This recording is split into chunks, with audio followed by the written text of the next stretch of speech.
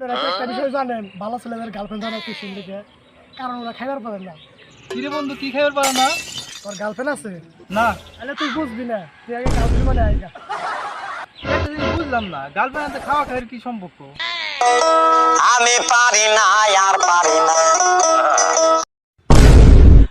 চলে গেলাম তুমি চলে গেলা। কিরে বন্ধু তুই কান্দোস কে? না রে বন্ধু, আমার গার্লফ্রেন্ড আমার ছেড়ে গেছে। সিগারেট খাওয়া বাদ দিয়ে দিবস কাতে। কিরে বন্ধু তুই সিগারেট খাওয়ার দিবি? তুই জানোস না সিগারেট স্বাস্থ্যের পক্ষে উপকারী? বন্ধু সিগারেট আর খাম না, সিগারেটের জন্য গার্লফ্রেন্ড আমার ছেড়ে গেছে। আরে যাই বই তো, তুই জানোস না শয়তান আগুন দিয়ে ডরায়।